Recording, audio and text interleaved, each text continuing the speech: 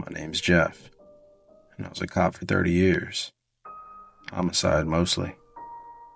Now I live alone in this rundown RV park just outside of town. It is a lot quieter out here, and it suits me fine. It's supposed to be different, though. It was our dream to travel, my wife and I. We sold everything, bought this old rig, to set out and see the world. That never happened. She passed away 4 months before I retired. Doctors say COVID complications killed her. Bullshit. She was strong. And I've seen death 1,000 times, and that wasn't natural. Anyway, here I am. It isn't that bad here. I fish most mornings. I got a little folding chair that I park right by the lake. And the fishing spots, boy, the best you'll find without driving for hours. You see, some mornings, if the fog sits just right, I sit by the water with my line in the lake, a cheap cup of coffee in my lap, and I see her. I see my wife. Her feet kicked up right beside me, happy, smiling, like it should be. Then the fog clears and I'm all alone again. I don't have a lot to my name, but it's enough. People often refer to me as the park's handyman. Kinda makes me feel like I still have a purpose, Funny how a man can spend 3 decades putting away killers, only to find himself fixing toilets to feel needed. After 30 years on the force, I thought I'd feel more accomplished. But the pension barely covers my groceries and fishing tackle. And no one remembers your name once you turn that badge in. I miss it. I still get the itch when I see something going wrong. I want to step in, fix things. That's who I am and what I've done. So now I fix things here.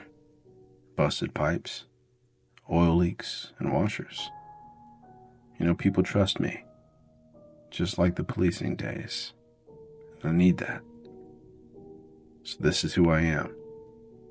I'm Jeff, the repairman, retired cop, and full-time fisherman. I'm just trying to take it easy, avoid chaos, and live in my bubble. But it doesn't work that way. Somehow chaos, it always finds me.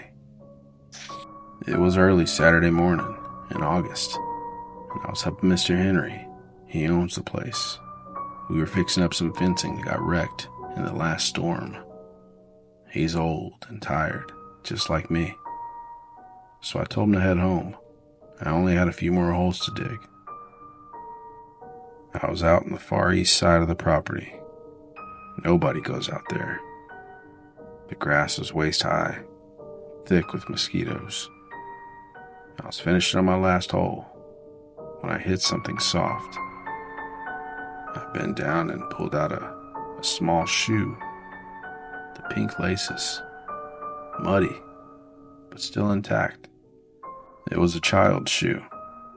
Out there, it made no sense. I should have reported it.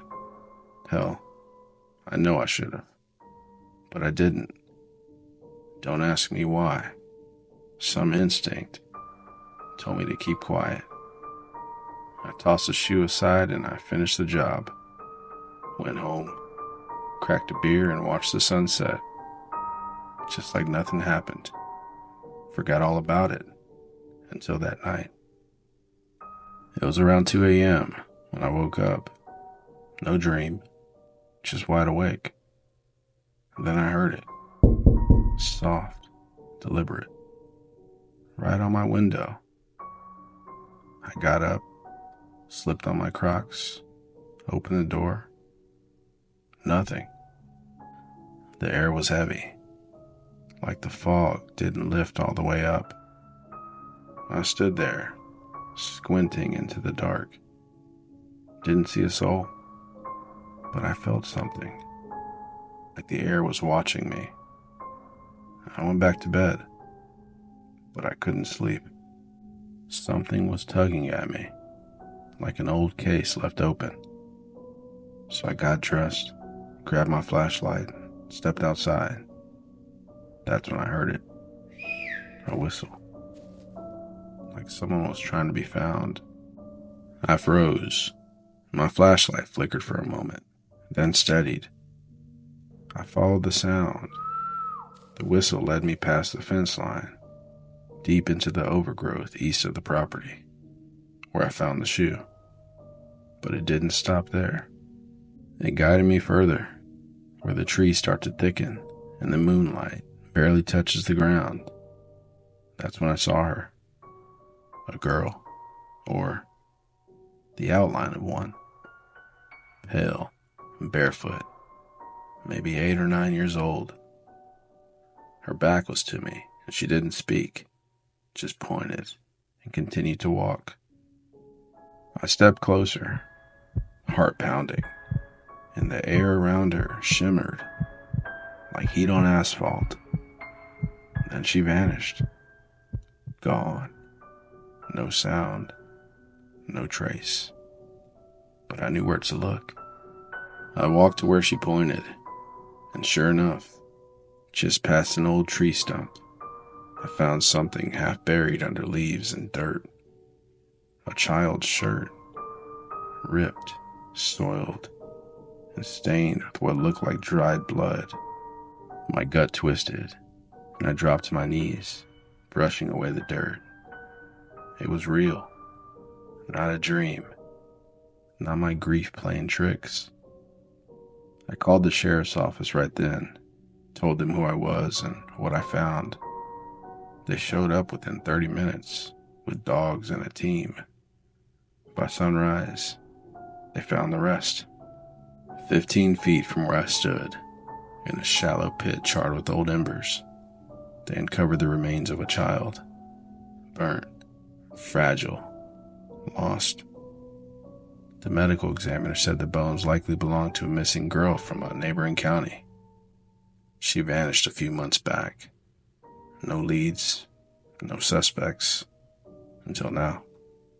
They thanked me, the sheriff, the family. Said I helped bring closure. But it didn't feel like closure, just sadness. Later that evening, I sat back in my spot by the lake, rod in hand, coffee in the other. I closed my eyes, and this time, I saw 2 chairs. She was there again, my wife, her feet up, a soft smile, and proud. And beside her was a little girl. No more pain in her eyes, just peace. They didn't speak, just sat with me, long enough to make me feel like I wasn't alone anymore. Then the fog lifted, and they were gone. I don't wear a badge anymore, but that night, in the quiet of the woods, with nothing but my instincts and a ghostly guide, I made a difference. My name is Jeff, retired cop, full-time fisherman, and sometimes even out in the middle of nowhere, justice still has its way of finding its way home.